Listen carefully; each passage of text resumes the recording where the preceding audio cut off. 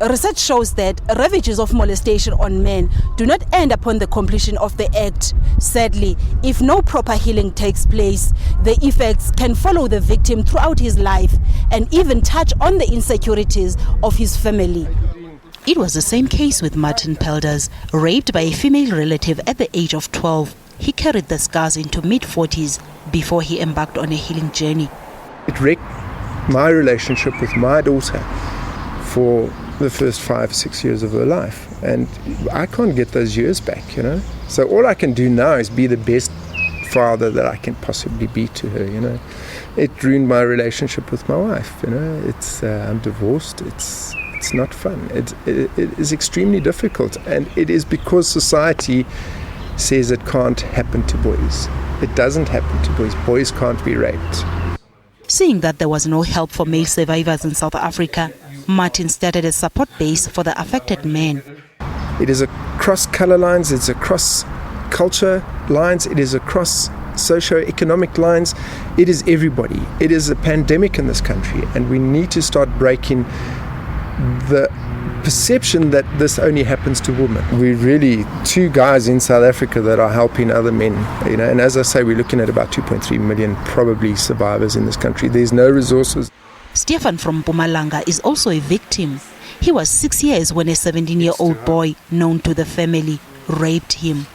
Stefan says because of the incident, he's been battling with his sexuality. Married with 2 children, his marriage collapsed.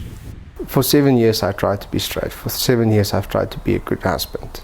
But I found myself going back to things I shouldn't do, going back to the pornography, going back to the sex addiction, where my wife felt that she is not enough. And I recently confronted my mother and told her what happened, and she was, but why didn't you ever say anything? It was a fact that I felt bad about it. Your body betrays you. It's not something that's to be fun. It's a point where you destroy lives. Psychologists say the trauma affects every facet of the victim's life. What we'll see is addiction in several different forms.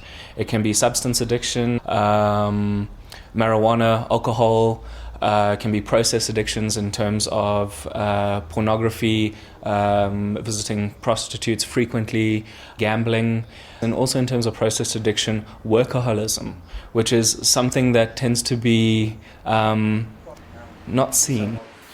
These men all believe 16 days of activism shouldn't be only about women and children. If the government